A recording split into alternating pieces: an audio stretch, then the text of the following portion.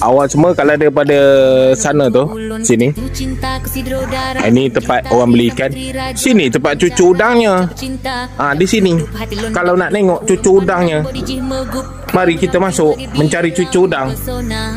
Cuma awak semua jangan ngorek dekat sini semua bini orang. Ini aja yang ada sikit noh. Ini ya cucu udang dia.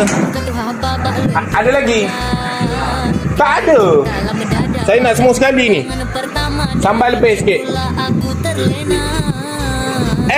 Wah, kita mana? Ya, kat rumah.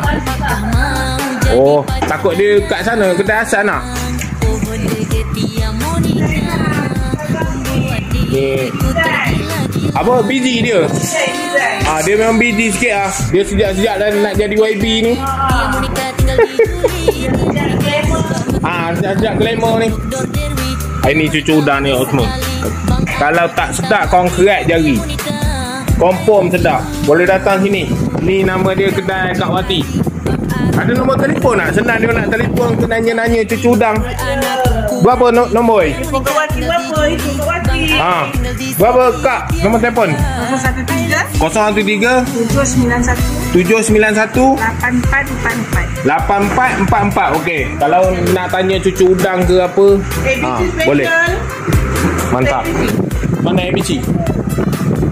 Ni tukang buat ABC kita ni. Siapa nama?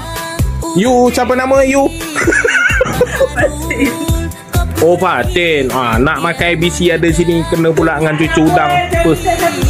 Ya, betul. Okey.